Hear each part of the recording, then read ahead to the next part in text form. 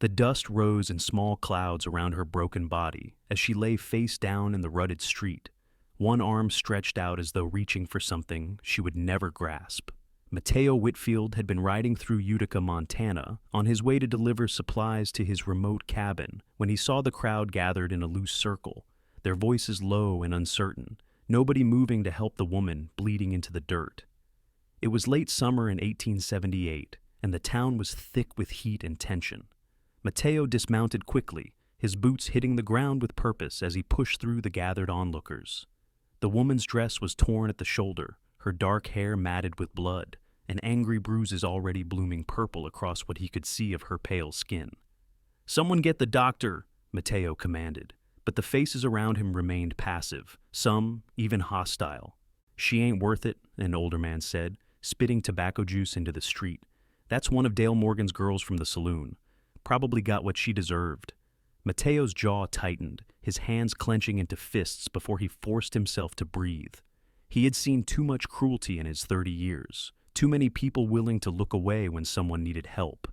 He dropped to one knee beside the woman, gently touching her shoulder. She flinched even in her unconscious state, and something in his chest cracked at that involuntary response to touch. "The doctor ain't gonna come for her neither," a woman added from the crowd. "Not after what Morgan said about anyone helping his property." "She's not property," Mateo said quietly, his voice carrying a steel edge that made several people step back.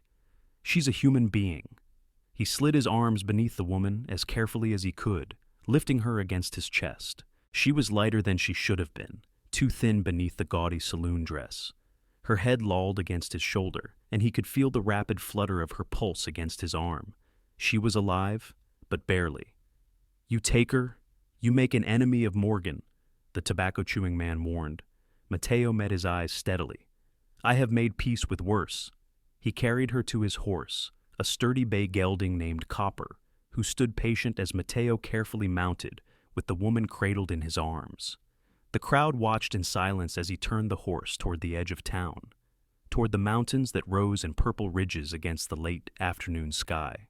His cabin was 5 miles outside Utica, set in a valley where a cold stream ran year-round and pine trees provided shelter from the worst of the winter winds. He had built it himself 3 years ago after returning from Texas, needing solitude and space to quiet the memories that still haunted his sleep. The ride seemed endless with the woman's labored breathing against his chest, her body occasionally jerking with pain, even though she never fully woke. By the time he reached the cabin, the sun was lowering toward the horizon, painting the sky in shades of orange and gold. Mateo dismounted with care, carrying the woman inside to his own bed. It was the only proper bed in the small cabin, a frame he had constructed from lodgepole pine, with a rope mattress and layers of wool blankets and furs. He laid her down gently, then moved quickly to build up the fire and set water to boil. His hands, so steady with a rifle or rope, trembled slightly as he gathered clean cloths and the medical supplies he kept in a wooden box. He had learned field medicine during the war, skills he had hoped never to use again, but had proven necessary more times than he cared to count in the lawless territories. Working by lamplight, Mateo cleaned the blood from her face, revealing features that might have been beautiful without the damage. Her lip was split, one eye swollen shut, and there was a gash along her hairline that would need stitches. He worked methodically, his touch as gentle as he could manage, checking for broken bones and internal injuries. Her ribs were badly bruised but not broken, and her right wrist was sprained but not fractured. As he worked, he found himself studying her face during the brief moments between tasks. She looked young, perhaps mid-20s, with dark lashes against bruised cheeks and full lips that would be lovely once they healed. Her hands bore calluses that spoke of hard work long before she ended up in a saloon, and there was a small scar on her left hand between thumb and forefinger. It took him over an hour to clean and bandage her wounds, to stitch the gash on her head with careful precision, to wrap her ribs and wrist. When he finished, he sat back in the wooden chair beside the bed and allowed himself a moment of exhaustion. Outside, full darkness had fallen, and he could hear Copper moving in the small corral, the normal sounds of the night settling over the valley. The woman stirred, a small sound escaping her lips that might have been a word or simply pain. Mateo leaned forward, touching her uninjured hand lightly. "You are safe," he said quietly, though he doubted she could hear him. I promise you are safe here. He spent the first night in the chair beside the bed, dozing fitfully and waking at every sound she made. Twice she cried out, words he could not quite catch, but that carried such fear and anguish that he found himself gripping the arms of the chair to keep from reaching for her. He did not want to frighten her, did not want his touch to be another violation when she had clearly suffered so much already. Dawn came slowly, light filtering through the cabin's single window in gradual shades of gray and gold. Mateo rose stiffly from the chair and moved to the stove, building up the fire and setting coffee to boil. He had just poured himself a cup when he heard a sharp intake of breath behind him. He turned slowly, holding his hands where she could see them, making no sudden movements. The woman was awake, her one good eye wide and dark with terror, as she tried to push herself up against the headboard. The movement clearly hurt her, but fear was stronger than pain. "Please," Mateo said softly, setting down his coffee cup. "You are safe. I am not going to hurt you." She stared at him, her breathing rapid and shallow, her good hand clutching the blanket to her chest. He could see her trying to make sense of where she was, how she had gotten here, what had happened. Memory seemed to return in waves that made her flinch. "Where am I?" Her voice was hoarse, barely more than a whisper. "My cabin, about 5 miles from Utica. I found you in the street yesterday. You were badly hurt. I brought you here to help you." She continued to stare at him, and he could see her mind working, trying to decide if he was telling the truth or if this was some new nightmare. "My name is Mateo Whitfield," he continued, keeping his voice low and calm. "I am not going to harm you. I give you my word." "Men's words do not mean much," she said, but some of the panic had faded from her eye, replaced by a wary calculation. "That is fair," Mateo acknowledged. "I imagine you have learned that the hard way, but I hope my actions will prove different than my words." She was silent for a long moment, her gaze moving around the cabin, taking in the neat interior, the medical supplies still laid out on the table, the bandages on her own body. He saw the moment she registered that she was wearing a clean shirt, one of his own, and that her wounds had been tended with care. "What happened to my dress?" "It was torn and bloody. I replaced it with something clean. I tried to be respectful." He hesitated, then added, "I am sorry if I made you uncomfortable. I did what I thought necessary to treat your injuries." She looked down at herself, at the bandages visible beneath the too large shirt, at her wrapped wrist. When she looked back up at him, something in her expression had shifted, just slightly. "Who did this?" "The bandages, I mean." "I did. I learned medicine during the war." "Why?" It was such a simple question, but weighted with everything she had clearly experienced. Why would someone help her? Why would a stranger care if she lived or died? Why would anyone go against Dale Morgan to carry a beaten saloon girl to safety? "Because it was the right thing to do," Mateo said simply. "Because you needed help and no one else was going to give it. Because every person deserves to be treated with dignity, regardless of their circumstances." Tears welled in her good eye, spilling over before she could stop them. She turned her face away, her shoulders shaking with silent sobs that clearly hurt her bruised ribs. Mateo wanted to comfort her, but knew his touch would not be welcome, so he simply stood quietly, bearing witness to her pain and offering what small comfort his presence could provide. When the tears subsided, she wiped her face carefully with her good hand and looked at him again. "My name is Natalie Daniels," she said quietly, "and I suppose I should thank you for saving my life. You do not owe me thanks, but I am glad to know your name, Miss Daniels." "Just Natalie," she said, and there was something bitter in her tone. "I lost the right to miss when I started working at Morgan's place." "That is not true," Mateo said firmly. "Your work does not define your worth, and it certainly does not strip you of basic respect." She looked at him as though he had spoken a foreign language, and he realized that perhaps, in her world, he had. "Are you hungry?" he asked, changing the subject to something more practical. "I can make eggs and biscuits if you think you could eat." "I do not know," she admitted. "Everything hurts." "I imagine it does. I can give you some willow bark tea for the pain if you would like." She nodded, and he set about making the tea while also preparing breakfast. He worked efficiently, aware of her watching him from the bed, her expression unreadable. He wondered what she was thinking, what calculations she was making about him and her situation. When the tea was ready, he brought it to her carefully, setting it on the small table beside the bed rather than handing it to her directly. She reached for it slowly, wincing at the movement, and took a cautious sip. The heat seemed to help, and she drank more deeply. "Do you think you could sit up more if I helped you?" Mateo asked. "You should probably try to eat something, even if it is just a little." Natalie considered this, then nodded. He moved slowly, telegraphing his intentions, and helped her shift into a more upright position with pillows behind her back. She was rigid with tension at his touch, but she did not pull away, and he took that as progress. He brought her a plate with eggs and a biscuit, and she ate slowly, small bites that suggested her mouth hurt and her stomach was uncertain. Mateo ate his own breakfast at the table, giving her space and privacy while still being available if she needed help. "What day is it?" Natalie asked after a while. "Tuesday, August 13th. She nodded, as though confirming something in her mind. "I have been unconscious for a whole day then." "More or less. You were in and out last night, but never really aware." "I do not remember much, just Morgan's fists and then falling and then nothing." The casual way she said it, as though being beaten by Morgan was simply a fact of life, made anger flare hot in Mateo's chest. He forced it down, knowing his anger would not help her. "What will you do now?" she asked, and there was real fear beneath the question. "Morgan will come looking for me. He does not like losing his property." "You are not his property," Mateo repeated, "and if he comes here, he will find that I am not easy to intimidate." "You do not know him," Natalie said quietly. "You do not know what he is capable of." "I know enough, and I have faced worse men than Dale Morgan." She studied him with her one good eye, taking in his weathered face, the scar that ran along his jawline, the hard muscle of his frame, the way he carried himself with the confidence of someone who had survived things that would break lesser men. "You are not from around here," she observed. "No, I came from Texas 3 years ago, looking for somewhere quiet to build a life." "Texas?" she repeated. "Were you a soldier?" "Once, a long time ago." "And now you are a hermit in the mountains?" There was almost a smile in her voice, and Mateo felt something ease in his chest at that small sign of spirit. "I prefer to think of myself as a man who values peace and solitude," he said, "though I suppose hermit is accurate enough." "What do you do up here all alone?"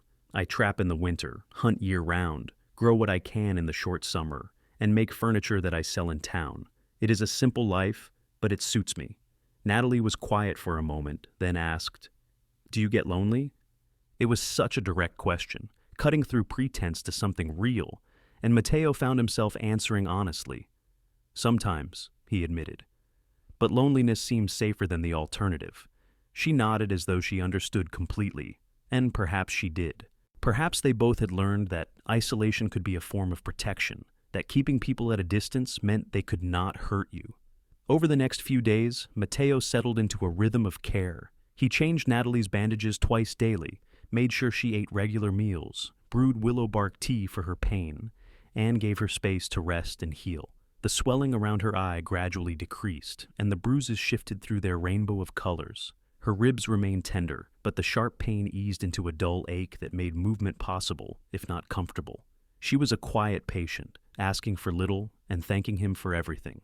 He found himself studying her when she slept, noting the way her dark hair spread across his pillow, the curve of her cheekbone, the surprising delicacy of her features beneath the fading bruises. She was beautiful, he realized, but it was more than that. There was something in her eyes when she was awake, a kind of fierce intelligence and resilience that drew him more than mere physical beauty ever could. On the 4th day, she insisted on getting out of bed. Mateo helped her to the table, where she sat in his chair and looked around the cabin with more interest than she had shown before. "You built this yourself?" she asked. "Every log and nail," he confirmed, stirring the stew he was making for dinner. "It is nice, solid. You can tell someone who knows what they are doing made it. I had good teachers. My father was a carpenter before the war." "Is he still in Texas?" "No, he died at Shiloh. My mother passed 2 years later from pneumonia." "I am sorry," Natalie said, and the sympathy in her voice was genuine. "It was a long time ago. What about your family?" Her expression closed off immediately, and Mateo regretted the question. "I am sorry. You do not have to answer that." "No, it is fine," she said after a moment. "I just do not usually talk about it. My father was a farmer in Kansas. My mother died when I was 12, and my father never really recovered from losing her. He tried, but the farm failed, and he started drinking. When I was 17, he sold the land and disappeared. I have not seen him since. That must have been difficult. It was a long time ago, she echoed his earlier words, but there was more pain in her voice than she probably intended. How did you end up in Montana? I followed a man who promised me a better life. He brought me to Utica and promptly gambled away everything we had. Then he disappeared too. I needed money and food, and Morgan offered both in exchange for working at his saloon. It seemed like a reasonable trade at the time. I did not realize what I was trading away until it was too late. You did what you had to do to survive, Mateo said firmly. There is no shame in that. People in town do not see it that way. They see a fallen woman who got what she deserved when Morgan beat me for refusing a customer. The casual way she said it, the resignation in her voice, made Mateo's hands tighten on the spoon he was holding. You refused a customer and he beat you for it? I have refused before and taken slaps for it. But this customer was important, someone with money and influence. Morgan said I was costing him business. He wanted to make an example, I think. Make sure the other girls knew what would happen if they got too particular about their work. Where is this man now? This customer you refused? I do not know. Maybe still in town. Maybe moved on. Why? No reason, Mateo lied, filing the information away for later consideration. They ate dinner together that night, sitting across from each other at the small table, and the conversation gradually moved to safer topics. She asked about his life in the mountains, about the animals he saw and the changing seasons. He asked about books she liked, music she enjoyed, dreams she had once held. They talked until the fire burned low and Natalie's eyelids began to droop with exhaustion. Mateo had been sleeping on the floor beside the hearth, giving Natalie the bed, but as he helped her back to the sleeping area, she paused.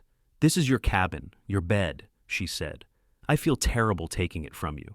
I have slept in far worse places, Mateo assured her.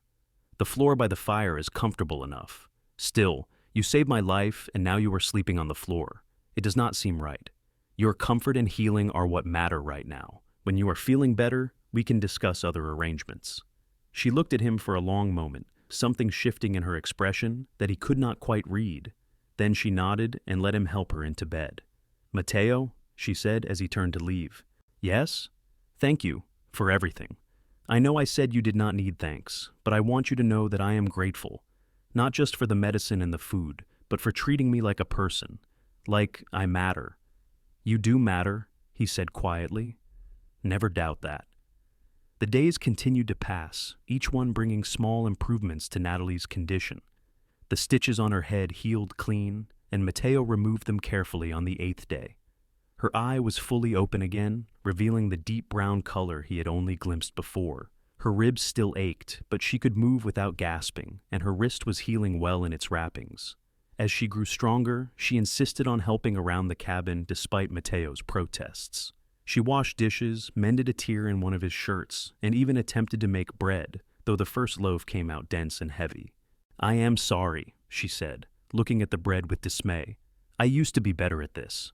It is fine, Mateo said, trying a piece and chewing thoughtfully. It is just a little chewy, still good. She laughed, and it was the first time he had heard the sound. It transformed her face, bringing light to her eyes and revealing a dimple in her left cheek. Mateo found himself smiling in response, something that felt rusty from disuse but genuine.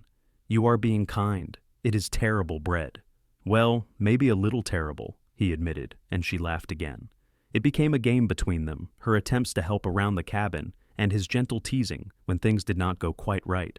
But she was learning, or perhaps remembering skills she had lost during her years at the saloon, and the cabin began to feel different with her presence in it. There were small feminine touches now, wildflowers in a jar on the table, his few belongings organized more efficiently, a curtain she had sewn from an old shirt to give the sleeping area more privacy.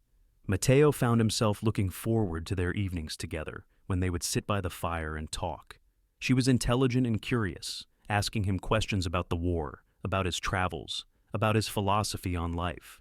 He found himself sharing things he had never told anyone, about the nightmares that still woke him sometimes, about the guilt he carried for surviving when so many had not, about his fear that violence was coded into his bones and isolation was the only way to keep it contained. I do not think that is true, Natalie said one night after he had confessed his darkest fear. I have seen real violence, real cruelty. What you did, carrying me out of that street, caring for me, treating me with respect. That is not the action of a violent man. I have killed men, Mateo said quietly, more than I can count. In war, you said.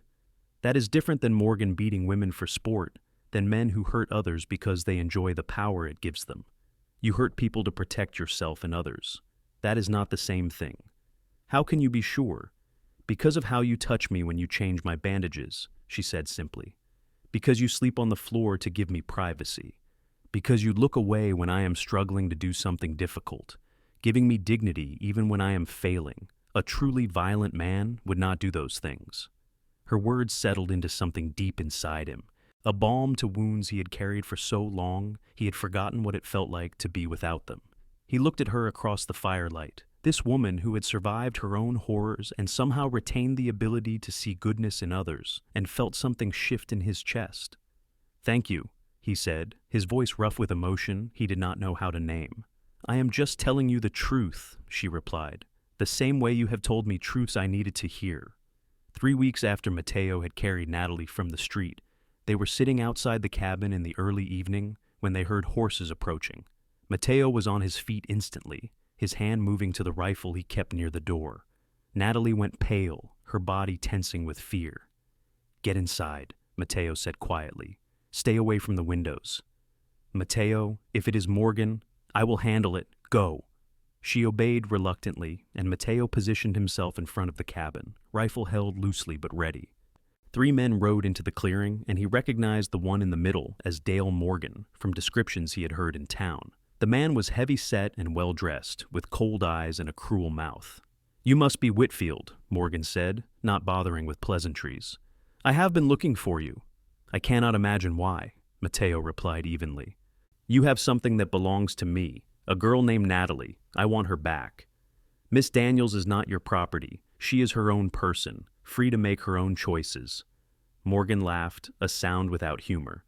"That is not how it works out here, friend. She owes me money, years of debt for room and board. She cannot just walk away from that. I find it interesting that you speak of debt when you beat her nearly to death and left her in the street to die. That seems like a breach of contract on your part." Morgan's expression darkened. "What happens between me and my employees is my business. Now, you can send her out here peacefully, or my men and I can come in and get her. Your choice." "There is a third option," Mateo said calmly. "You turn around and ride back to town, and I do not put a bullet in you for trespassing." One of Morgan's men reached for his gun, but Morgan held up a hand, stopping him. His eyes narrowed as he studied Mateo, taking in the confidence in his stance, the way he held the rifle, the scar on his jaw that spoke of past violence survived. "You are making a mistake, Whitfield. I have friends in this territory. The law will back me on this. The law says that assault is a crime, regardless of who commits it, and I have treated enough injuries to testify about what you did to Miss Daniels. So, if you want to involve the law, we can do that. Otherwise, I suggest you accept that she is no longer working for you and move on." Morgan stared at him for a long moment, and Mateo could see the calculation in his eyes. Finally, the saloon owner spat into the dirt. "This is not over," he said. "You think you can hide up here in your little cabin, but this territory is not as big as you think. You will have to come to town eventually, and when you do, we will settle this properly." "I look forward to it," Mateo said, his voice carrying an edge that made Morgan's companions shift uneasily in their saddles. The 3 men turned and rode away, and Mateo did not lower his rifle until they disappeared from sight. Only then did he allow himself to breathe, his heart pounding with the adrenaline of confrontation avoided, but not eliminated. Natalie emerged from the cabin, her face still pale, her hands trembling. "He is going to come back," she said, "or he will send men to hurt you. I should leave. I should not have put you in this position." "You did not put me anywhere," Mateo said firmly, setting down the rifle and taking her gently by the shoulders. "I chose to help you. I choose to continue helping you. And I am not afraid of Dale Morgan. But he is right. The law will side with him. They always do. Then we will find another way. But I am not sending you back to him, Natalie. I would rather burn this cabin to the ground than let him hurt you again." She looked up at him, tears streaming down her face, and suddenly she was in his arms, her face pressed against his chest as she sobbed. Mateo held her carefully, one hand stroking her hair, murmuring comfort in a low voice until the storm of emotion passed.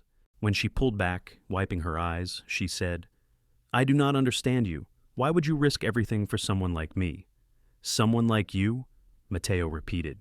"You mean someone brave and resilient and kind? Someone who has survived things that would break most people? Someone who makes terrible bread but keeps trying anyway?"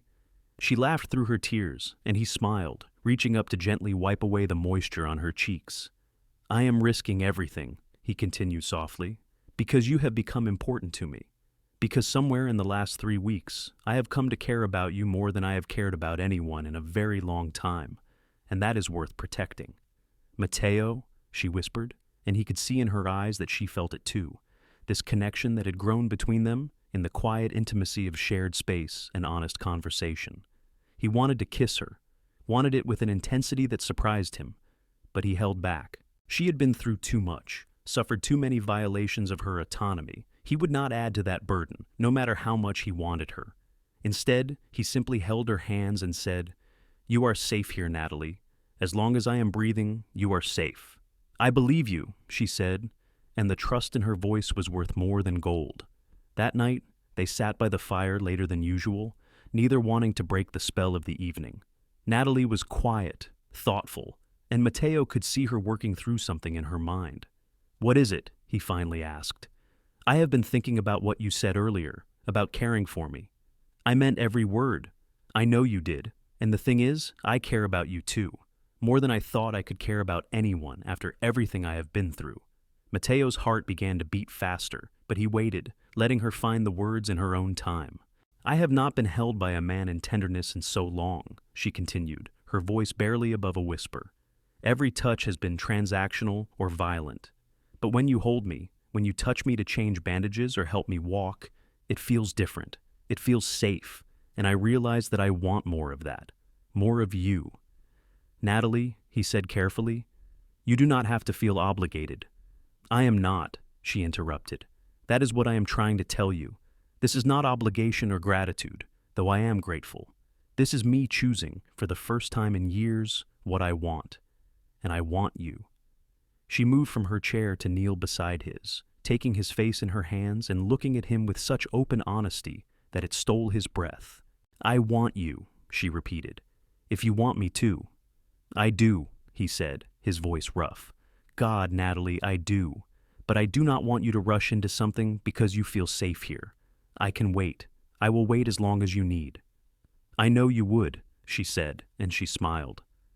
"That is one of the reasons I love you." The words hung in the air between them, precious and fragile and true. Mateo felt his eyes sting with unexpected tears as he pulled her up into his lap, holding her close. "I love you too," he said against her hair. "I did not think I was capable of it anymore, but you have proven me wrong about so many things." She turned in his arms, and this time when their eyes met, he did not hold back. He kissed her softly, carefully, giving her every opportunity to pull away. But she did not pull away. Instead, she pressed closer, her hands tangling in his hair, her mouth opening beneath his with a hunger that matched his own.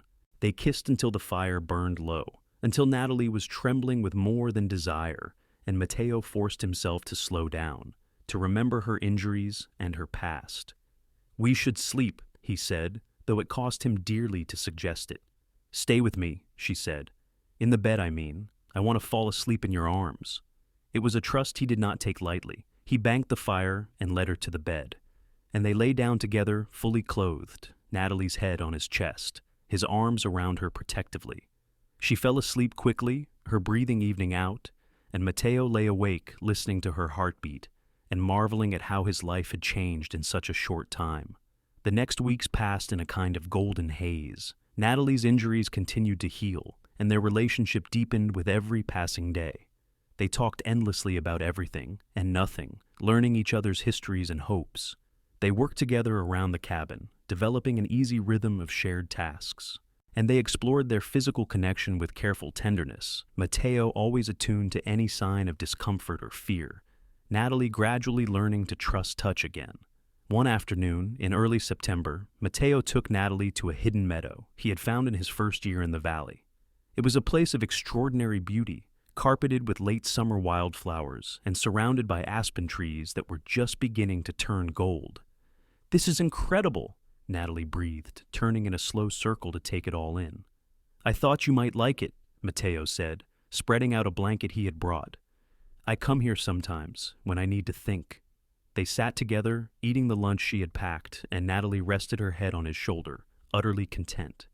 "I need to tell you something," Mateo said after a while. "What is it?" "I have been thinking about Morgan and what he said, about me having to come to town eventually. He is right. Winter is coming, and I will need supplies I cannot make or grow myself. I will have to go to Utica or ride several days to another town." Natalie tensed against him. "What are you saying?" "I am saying that this situation cannot continue indefinitely. We need a more permanent solution." "What kind of solution?" Mateo turned to face her, taking both her hands in his. "Marry me." She stared at him, her eyes wide with shock. "What?" "Marry me," he repeated. "If you are my wife, Morgan has no legal claim on you. Any debt you owed him would be superseded by our marriage. And more than that, I want you to be my wife. I want to build a life with you, here in this valley. I want to wake up next to you every morning and fall asleep with you every night. I want to face whatever comes together. Mateo, we have only known each other a few weeks. I know, and if you need more time, I will wait. But I also know what I feel, and I know what I want. You have brought light back into my life, Natalie. You have made me remember what it feels like to hope, to dream, to love. And I do not want to lose that. I do not want to lose you." Tears were streaming down her face, but she was smiling, her hands gripping his tightly. "Yes," she said. "Yes, I will marry you. I want all those things too. I want a life with you. I want to be your wife." He kissed her then, deep and thorough, pouring all his emotion into the connection of their mouths. When they finally broke apart, both breathing hard, he rested his forehead against hers. "I do not have a ring to give you," he said, "but I promise I will make you one, something beautiful that you can wear always." "I do not need a ring," Natalie said. "I just need you." They made love for the first time that afternoon in the hidden meadow, surrounded by flowers and the golden glow of aspens. Mateo was exquisitely gentle, constantly checking that she was comfortable, that she wanted to continue. And Natalie met him with equal passion, her hands exploring his body with wonder, her voice breathless as she told him she loved him, that she chose him, that she wanted this more than anything. Afterward, they lay tangled together on the blanket, Natalie's head on his chest, his fingers tracing lazy patterns on her bare shoulder. "When should we get married?" she asked. "As soon as possible. We can ride to the next town over, find a preacher. I do not want to give Morgan any more time to cause trouble. What if he tries to stop us?" "Let him try," Mateo said grimly. "He will find I am not so easily intimidated." They returned to the cabin as the sun was setting, both lost in plans for their future. Mateo would need to make the trip to town for supplies soon anyway, and they could combine it with finding someone to marry them. In the meantime, he would work on the ring he had promised her, something carved from wood and inlaid with stones from the stream. But their plans were interrupted 2 days later when Mateo returned from checking his trap lines to find Natalie white, faced, and shaking. She thrust a piece of paper at him, and he read it quickly, his jaw tightening with anger. The note was from Morgan, crude and threatening. He knew where they were, knew what they were doing. He gave them 1 week to return Natalie to town. Or he would come with enough men to make Mateo regret his interference. And if they tried to run, he would hunt them down. No one defied Dale Morgan and got away with it. "How did this get here?" Mateo demanded. "I found it tacked to the door when I came out to fetch water," Natalie said, her voice trembling. "Mateo, he knows where we are. He has been watching us." "Then we leave today," Mateo said decisively. "Right now. We pack what we need, we ride to the next town, we get married, and then we decide our next move. But your cabin, your life here, means nothing without you," Mateo interrupted.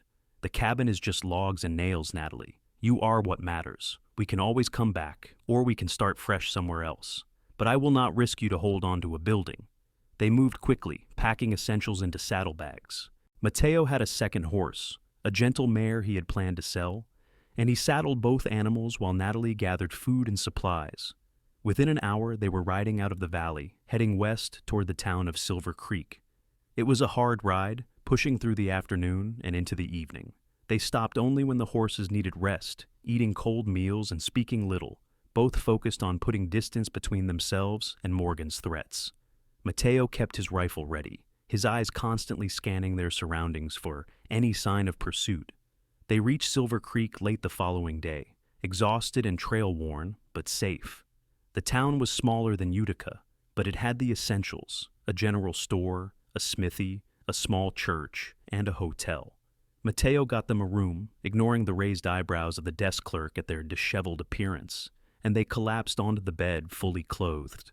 "We made it," Natalie said, her voice muffled against his chest. "We did," Mateo agreed, holding her close. "Tomorrow we find the preacher and make this official." They slept deeply that night, the exhaustion of the long ride overtaking everything else. In the morning, they washed up as best they could and went in search of the church. The preacher was an older man, with kind eyes and a gentle manner. He listened to their story without judgment and agreed to marry them that afternoon. "I do not normally perform ceremonies on such short notice," he said, "but I can see that you two care deeply for each other, and that you have genuine reasons for urgency. I will need witnesses, though." "We can find some," Mateo said. "Thank you, Reverend." They spent the morning shopping for supplies and asking if anyone would be willing to witness their wedding. They ended up with the woman who ran the general store and her husband, a blacksmith who had heard of Dale Morgan and made it clear he did not approve of the man's methods. "Any man who would beat a woman that way deserves to swing from a rope," the blacksmith said bluntly. "You are doing the right thing, son, protecting what is yours." Natalie was quiet at his words, and Mateo squeezed her hand, knowing she was thinking about being called property again. But later, as they were walking back to the hotel, she said, "I know he meant well, the blacksmith, but I am not yours, Mateo. I am my own person who chooses to be with you." "I know that," Mateo said firmly. "And I am my own person who chooses to be with you. We belong with each other, not to each other. That is the difference." She smiled then, reaching up to kiss him softly. "You always know the right thing to say." The wedding took place in the small church that afternoon. Natalie wore a simple blue dress they had purchased that morning, and Mateo had trimmed his beard and slicked back his hair. They stood before the preacher and repeated the vows that would bind their lives together.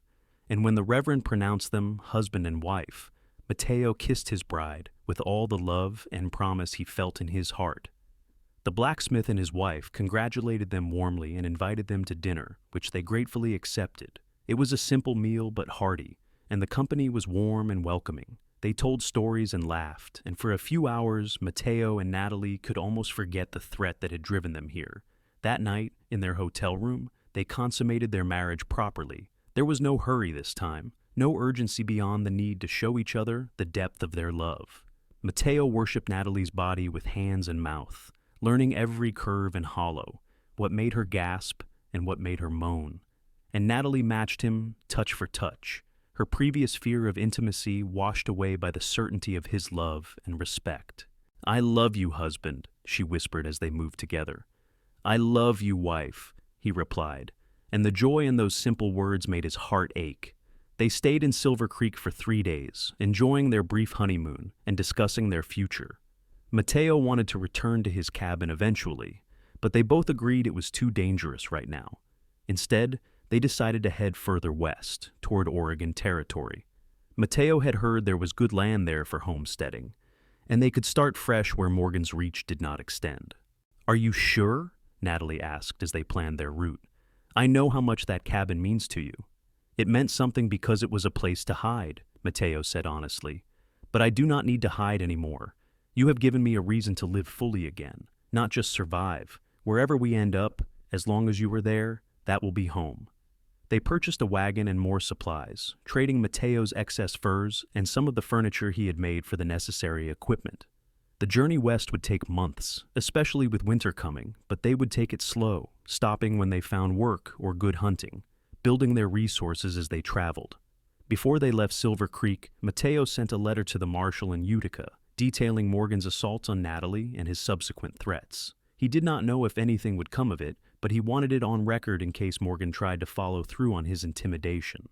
"Do you think it will help?" Natalie asked as they watched him post the letter. "Probably not," Mateo admitted, "but at least we tried to do things properly." They left Silver Creek on a clear morning in late September, the wagon loaded with their belongings and hope for the future. The journey west was long and sometimes difficult, but they faced it together. They crossed rivers and mountains, weathered early snowstorms, and camped under stars so bright they seemed to sing.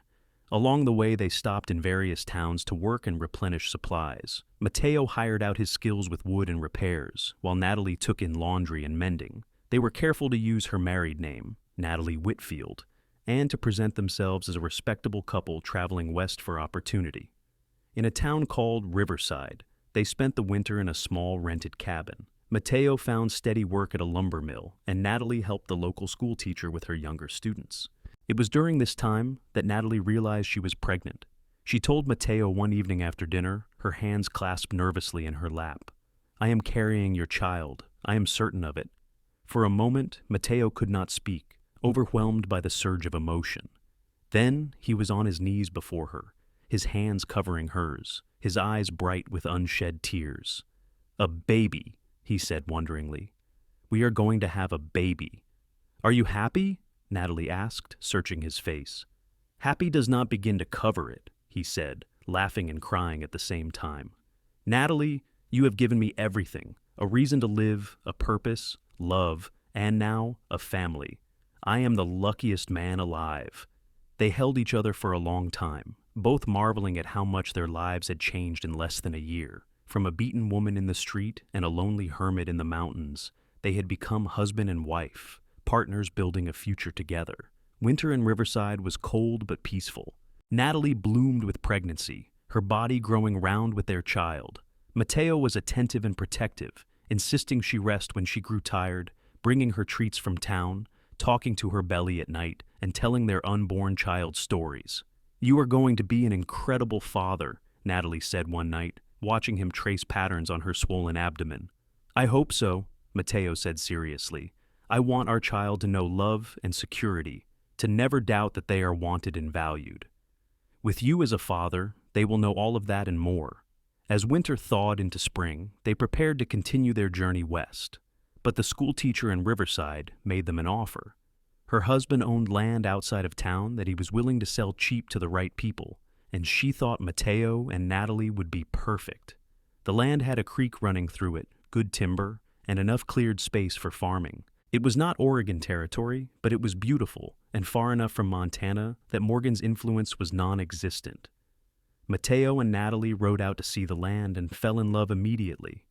It was a valley similar to where Mateo's cabin had been, but larger, with better soil and more resources. They could see themselves building a home here, raising their children, growing old together. They bought the land with the money they had saved over the winter and immediately began work on a cabin. This time, Natalie helped with the building, doing what she could despite her pregnancy. The community in Riverside pitched in as well, the way frontier communities often did, and within 2 months, they had a solid cabin with a good fireplace and a loft for future children. Natalie gave birth in late July, attended by the local midwife and several women from town. It was a difficult labor, lasting nearly 20 hours, and Mateo paced outside the cabin like a caged animal, nearly mad with worry. But finally, he heard the cry of a baby, and the midwife called him inside. "You have a son," she said, handing him a tiny, squirming bundle wrapped in blankets.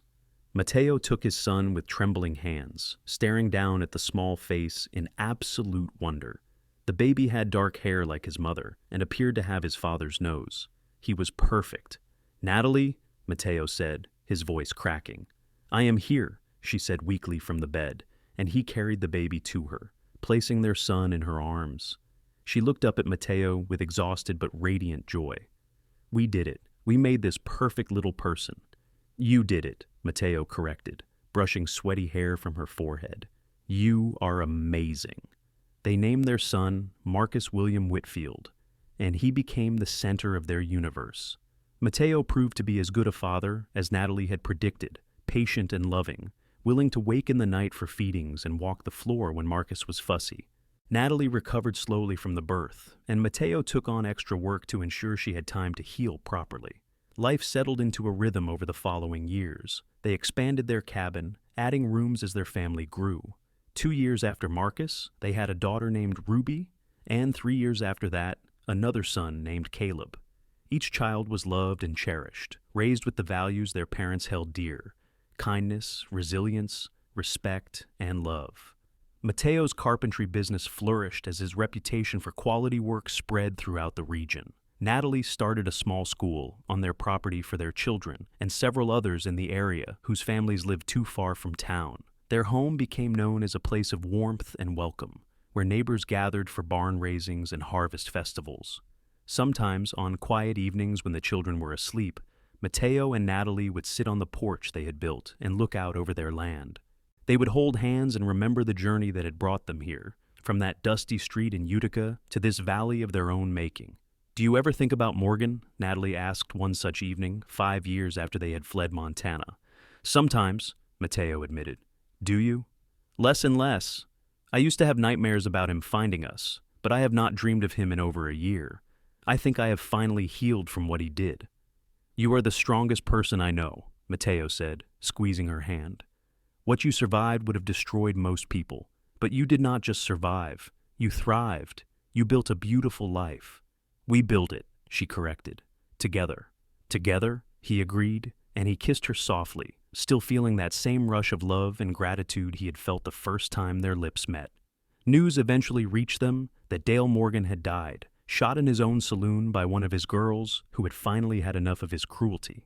The woman had been acquitted by a sympathetic jury, and Morgan's business had collapsed without him. Mateo felt nothing but relief at the news, glad that one more source of evil had been removed from the world. Their children grew strong and healthy, each with their own personality and gifts. Marcus was serious and thoughtful like his father, with a gift for working with wood and animals. Ruby was spirited and kind like her mother, with a talent for music and teaching. Caleb was the adventurous one, always exploring and getting into good-natured trouble.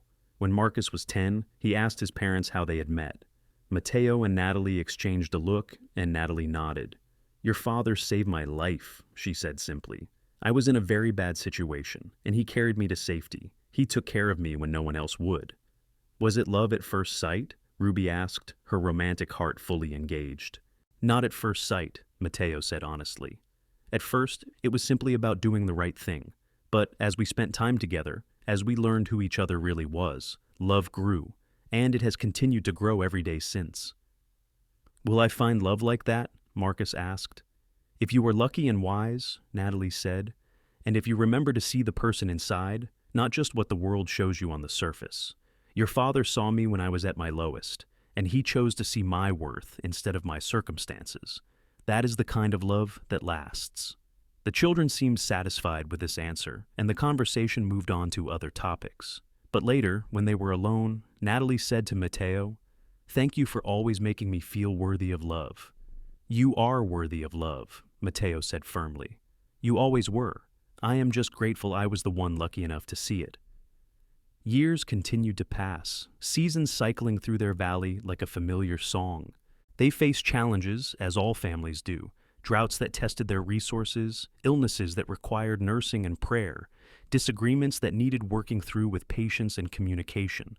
But they faced everything together, their love the foundation upon which their entire life was built. When Mateo was 45 and Natalie 42, they celebrated their 15th wedding anniversary with a party that brought friends and neighbors from miles around. Their children, now teenagers and nearly adults, helped organize the celebration, and the day was filled with music, food, laughter, and love. 15 years, Natalie said that night as they lay in bed, exhausted but happy. "It feels like both forever and no time at all." "I know what you mean," Mateo said, pulling her close against his side, her head resting on his shoulder in the position that had become as natural as breathing. "But I would not change a single moment of it. Not even the hard parts? Not even those. Because every challenge we faced together made us stronger. Every difficulty we overcame proved that our love was real and lasting." "I love you, Mateo Whitfield," Natalie said, tilting her head to kiss his jaw. "You are the best man I have ever known, and I thank God every day that you were the one who found me in that street." "I love you, Natalie Whitfield," he replied, turning to capture her mouth in a deeper kiss. "And I thank God every day that you trusted me enough to let me help you. You changed my entire life." Their physical relationship had evolved over the years. Shaped by the demands of parenthood and aging bodies, But the passion between them never dimmed. They had learned each other thoroughly, knew exactly how to bring pleasure, and found joy in the intimate connection they shared. That night, as they had on countless nights before, they made love slowly and tenderly, savoring each touch and kiss. It was familiar and yet still exciting, comfortable and yet still passionate. It was the physical expression of a love that had been tested and proven true. Marcus, their eldest, married at 22 to a girl from town named Sarah, and they built a cabin on the family land. Ruby met a traveling teacher when she was 20 and fell in love with his gentle manner and kind heart. They married and moved to the next town over, close enough to visit regularly. Caleb, true to his adventurous nature, joined a cattle drive when he was 18, but always came home between drives, unable to stay away from the land and family he loved. Mateo and Natalie became grandparents when Marcus and Sarah had their first child, a daughter they named Natalie after her grandmother. Holding his granddaughter for the first time, Mateo felt his eyes fill with tears. "What is it?" Natalie asked, moving close to look at the baby. "I am just thinking about how far we have come," he said. "From that day in Utica to this moment, we have built something incredible, Natalie, a legacy of love and family that will continue long after we are gone." "We have," she agreed, reaching out to touch the baby's tiny hand. "And it all started because you chose to see a person in need rather than a problem to avoid." "Best decision I ever made," Mateo said, and he meant it with every fiber of his being. As they aged, Mateo's hair turned gray, and his hands became gnarled with arthritis, but he never stopped working with wood, creating smaller pieces when larger furniture became too difficult. Natalie's dark hair streaked with silver, and her face lined with the marks of a life well lived. They moved more slowly, tired more easily, but their love never wavered. On their 25th wedding anniversary, their children and grandchildren gathered for a celebration. There were 7 grandchildren now, ranging from infant to teenager, and the house was full of noise and laughter and life. Mateo stood on the porch, watching his family, and felt a profound sense of contentment. Natalie joined him, slipping her hand into his with the ease of decades of practice. "What are you thinking about?" she asked. "I am thinking that I am the luckiest man alive," he said. "I am thinking about that scared, lonely man who lived in a cabin in Montana, and I barely recognize him now. You changed everything for me, Natalie. You gave me a reason to live instead of just survive." "You gave me the same thing," she said softly. "You gave me back my humanity when I thought it was lost forever. You showed me that I was worthy of love and respect. You gave me a home and a family and a life beyond anything I ever dreamed possible." "We gave those things to each other," Mateo said, pulling her into his arms. "That is what partnership means. That is what love means." They kissed there on the porch, aware of their children and grandchildren watching, aware of the story they were writing together with every day they shared. It was a kiss that contained 25 years of love and passion, of trials overcome and joys celebrated, of a journey that had started with a beaten woman in a dusty street and a cowboy brave enough to care. "I love you," Natalie whispered against his lips. "I love you," Mateo replied. "Today, tomorrow, and always." Inside, their family was laughing, their grandchildren were playing, and the smell of dinner cooking filled the air. This was their legacy, built on a foundation of love that had started in the most unlikely of circumstances and grown into something beautiful and lasting. Years continued to pass, and Mateo and Natalie grew old together with grace and gratitude. They took joy in their grandchildren, and eventually great-grandchildren, watching the family tree they had planted grow and flourish. They never forgot where they had come from, the pain and loneliness that had defined them before they found each other, and that remembrance made every day together precious.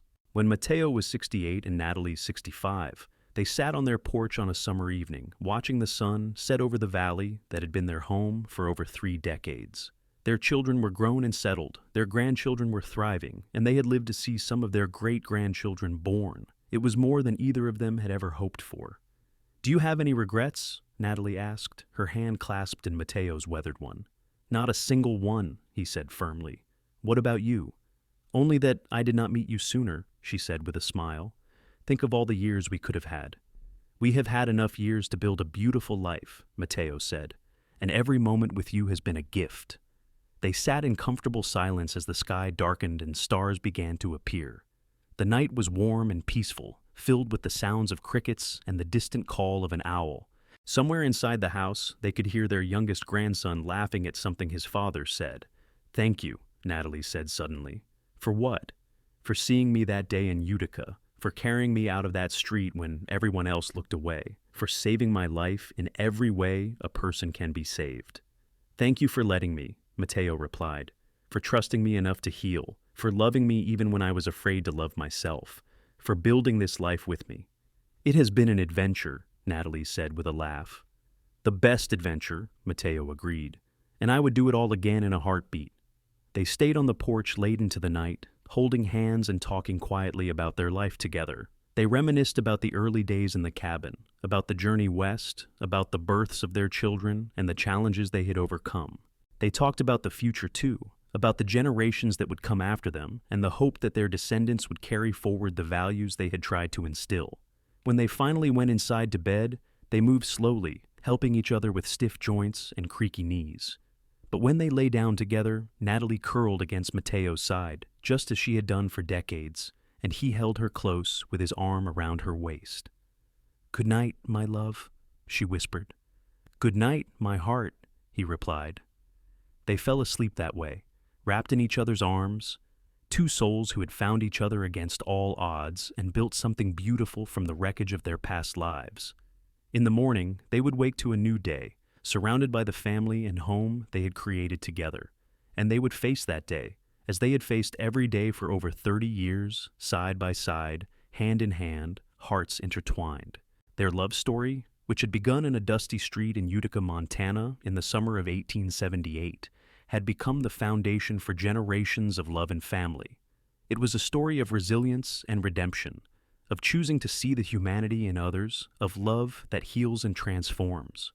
And it was a story that would be told and retold by their descendants, a reminder that sometimes the most beautiful things in life come from the most unexpected beginnings. Mateo and Natalie Whitfield lived many more years together, growing old with grace and surrounded by love. When they finally passed, within months of each other as longtime couples often do, they left behind a legacy that extended far beyond the valley they had called home. They left behind children who had learned to love deeply, grandchildren who understood the value of compassion, and great-grandchildren who would carry forward the story of how a cowboy once saw a beaten woman in a street and chose to care. Their graves were placed side by side on a hill overlooking the valley, beneath a tree they had planted together in their first year on the land. The headstones were simple, carved by their son, Marcus, from wood. His father had taught him to work with care. They read simply, "Mateo Whitfield, beloved husband, father, grandfather," and beside it, "Natalie Whitfield, beloved wife, mother, grandmother." Between the stones, their descendants placed fresh flowers every week, a living reminder of the love that had started it all. And if you stood on that hill on a summer evening, when the light was just right, you could almost see two figures standing hand in hand, looking out over the land they had loved, the family they had built, and the life they had created together. A life that proved that love, real love, could overcome any obstacle, heal any wound, and build something lasting and beautiful from even the most broken of beginnings. Their story was complete, a testament to the power of compassion and the resilience of the human heart. From a dusty street in Montana to a thriving homestead surrounded by generations of family, Mateo and Natalie had written their own happily ever after, one day and one choice at a time. And in doing so, they had shown everyone who knew them that true love, the kind that lasts forever, is built not in grand gestures, but in daily acts of kindness, respect, and unwavering devotion. The end of their individual lives was not the end of their story. It lived on in every descendant who chose compassion over judgment, in every person who stood up for someone who could not stand up for themselves, in every act of love that defied circumstance and expectation. Mateo and Natalie's love had created ripples that extended far beyond their own lives, touching countless others and making the world a little bit better for their having been in it. And that, more than anything, was the true measure of their life together, not in the land they had owned or the cabin they had built, but in the love they had shared and the family they had raised. It was a legacy that would endure long after the cabin crumbled and the land changed hands, a legacy written in the hearts of those who carried their blood and their values forward into the future. So, When you think of the Wild West, think not just of gunslingers and outlaws, of gold rushes and cattle drives. Think also of Mateo and Natalie Whitfield, of a love that began in a moment of compassion and grew into something extraordinary. Think of a cowboy who chose to care and a woman who chose to trust. And remember that sometimes the greatest adventures are not found in grand exploits, but in the quiet courage of two people choosing to build a life together against all odds. Their story was finished, complete, and whole, with every thread tied off and every promise fulfilled. And it ended as all the best love stories do, with two people who had found in each other everything they had ever needed, who had built a life worth living, and who had loved each other truly and deeply until their very last breath. It was a happily ever after earned through struggle and sacrifice, through daily choices to honor and cherish each other, through a love that had been tested by fire and proven unbreakable. In the valley they had called home, life continued. Their children farmed the land and worked the wood. Their grandchildren played in the stream and climbed the trees. Their great-grandchildren were born and grew under the same sun that had witnessed Mateo carrying Natalie to safety all those years ago. And in every generation, the story was told of how it all began, of the cowboy and the beaten woman, of love that had saved them both and created something beautiful that would last forever. That was their legacy. That was their triumph. That was the ending they had earned and the beginning they had given to all who came after. And it was enough, more than enough, for two souls who had found each other in the darkness and created their own light.